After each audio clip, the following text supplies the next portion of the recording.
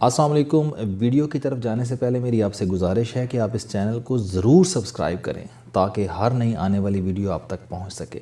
ربیع الاول کا مہینہ شروع ہو چکا ہے۔ اس مہینے کو مسلمان عقیدت و احترام کی نگاہ سے دیکھتے ہیں۔ اس میں چراغاں ہوتا ہے، جلوس نکلتے ہیں، فرنی تقسیم کی جاتی ہے اور میلاد کی محفلیں ہوتی ہیں۔ یہ سب درست ہے، ہمیں یہ کرنا چاہیے کیونکہ یہ مہینہ پوری انسانیت کے لیے اہم ہے۔ ہمارے نبی صلی اللہ علیہ وآلہ وسلم اس مہینے دنیا میں تشریف لائے تھے، اور ہمارے نبی صلی اللہ علیہ وسلم صرف مسلمانوں کے لیے نہیں بلکہ یہ پوری انسانیت کے لیے رحمت بن کر آئے۔ اللہ تعالیٰ نے حضور صلی اللہ علیہ وآلہ وسلم کی آمد کو انسانوں کے لیے اپنا احسان قرار دیا ہے۔ آپ صلی اللہ علیہ وآلہ وسلم انسانیت کے لیے کتنا بڑا احسان ہے، ہمیں یہ سمجھنے کے لیے قبل از اسلام اور بعد کی تاریخ کا مطالعہ کرنا ہوگا۔ حضور صلی اللہ علیہ وسلم کی رحمت کسی خاص وقت اور قوم کے لیے نہیں تھی۔ آپ صلی اللہ علیہ وسلم ہر دور اور ہر قوم کے لیے رحمت ہیں۔ اللہ تعالیٰ نے کچھ قوموں کو ایمان کی دولت سے محروم رکھا، لیکن اس کے باوجود یہ بھی اس تبدیلی اور رسول اللہ صلی اللہ علیہ وسلم کی تعلیمات سے بلا واسطہ فیض حاصل کرنے میں کامیاب رہیں۔ کیوں اور کیسے؟ ان قوموں نے رسول اللہ صلی اللہ علیہ وسلم کا صرف تعلیم کا پیغام لے لیا۔ دنیا میں اسلام سے قبل تعلیم کی اہمیت، افادیت اور اسے حاصل کرنے کی ترغیب اتنی شدت سے کہیں نہیں ملتی۔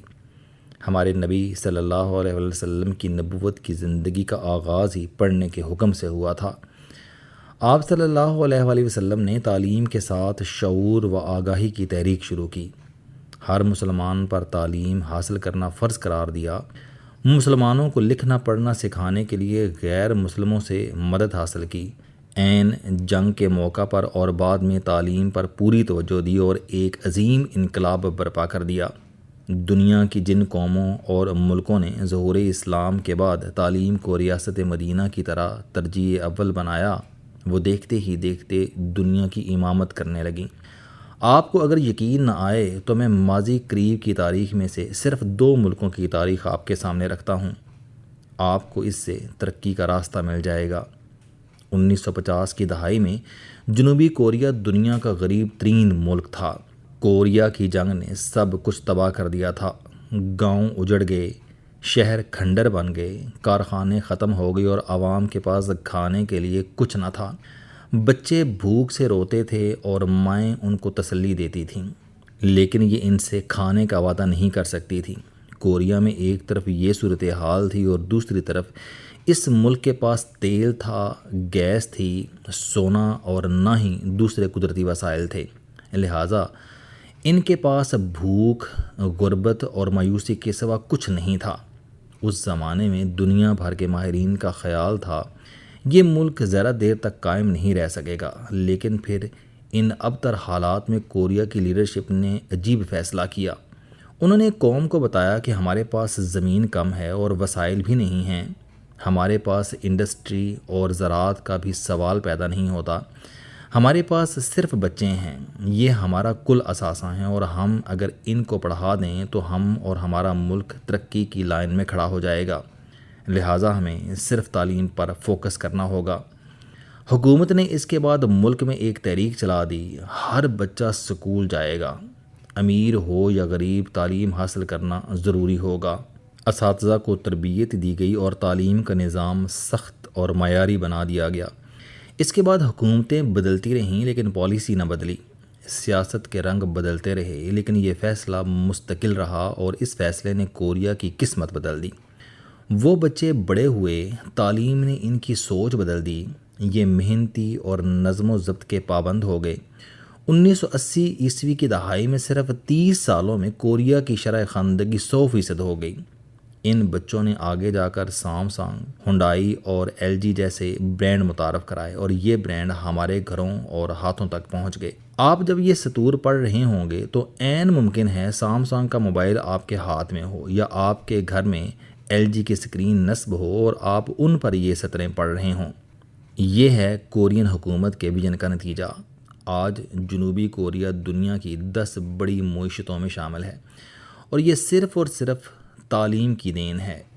آپ اب سنگاپور کی کہانی سنیے۔ یہ 1965 کی بات ہے۔ ملائیشیا سے ایک چھوٹا سا جزیرہ الگ ہوا۔ دنیا اسے ماہی گیروں کی بستی کہتی تھی۔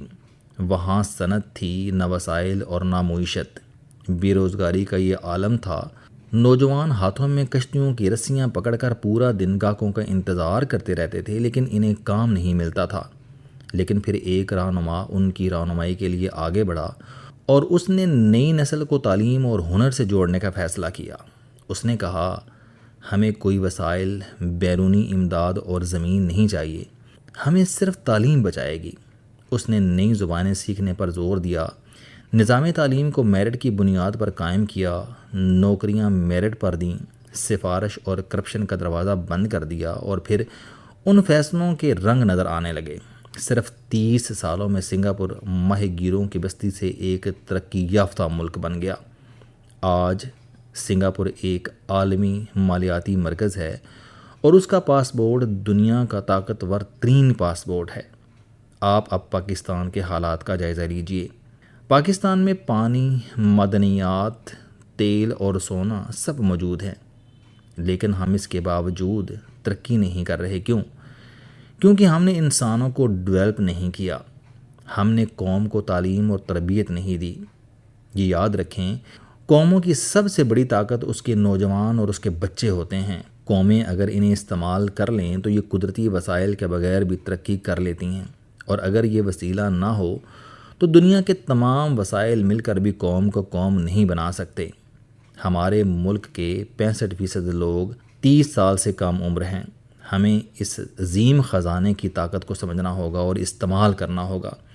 لیکن بدقسمتی سے اس وقت ہمارے 5 سال سے کم عمر 2.5 کروڑ بچے تعلیمی اداروں سے باہر ہیں۔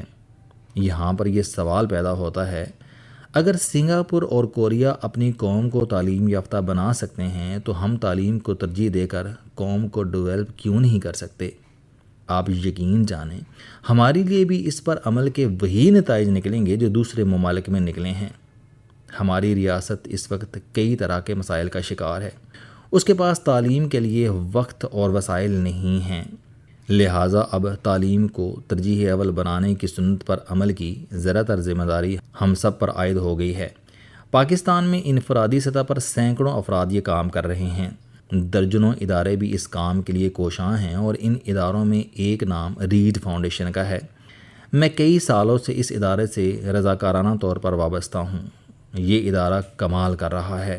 ایک طرف اس نے فارمل ایجوکیشن کے لیے 400 تعلیمی ادارے قائم کیے ہیں، دوسری جانب اس ادارے نے تھرپارکر اور دیامیر جیسے علاقوں میں بچیوں کے لیے 120 لٹریسی سینٹرز بنائے ہیں۔ اس کے ساتھ حکومت پنجاب نے اپنے 80 تعلیمی ادارے ان کے حوالے کیے ہیں۔ یوں ان کے زیر انتظام تعلیمی اداروں کی تعداد 600 کے قریب پہنچ گئی ہے، اور 1.5 لاکھ طلباء ان سے مستفید ہو رہے ہیں۔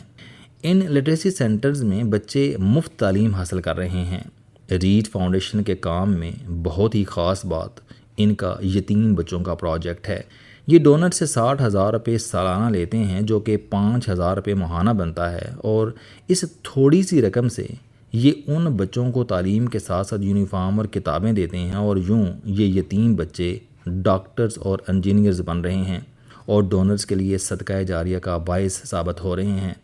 ریڈ فاؤنڈیشن ڈونرز کو زیر کفالت بچے کا مکمل پروفائل بھی ارسال کرتی ہے، اور ہر سال انہیں بچوں کی کارکردگی سے بھی مطلع کرتی ہے۔ ربیع الاول کے اس بابرکت مہینے میں اللہ تعالیٰ نے ہمارے نبی صلی اللہ علیہ وآلہ وسلم کو دنیا میں بھیج کر انسانیت پر عظیم احسان فرمایا۔ اس احسان کا بدلہ یہ ہے کہ تمام انسان خوشی کے اس موقع پر تعلیم دینے کی سنت پر عمل کریں۔ آپ کوئی تعلیمی ادارہ بنا دیں اور اسے اپنے والدین یا چاہنے والوں سے منسوب کر دیں، یہ ادارہ ان کے لیے صدقہ جاریہ کا اکاؤنٹ ثابت ہوگا۔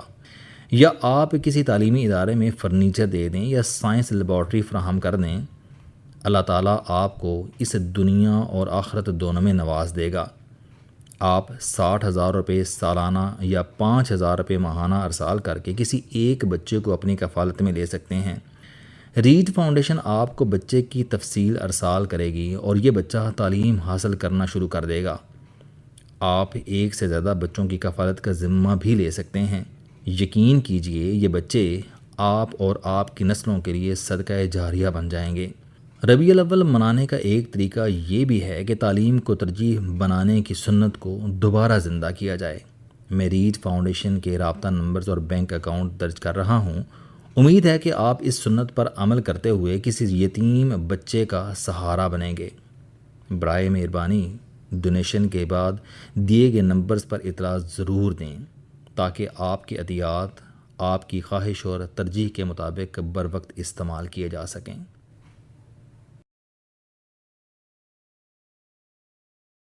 السلام علیکم۔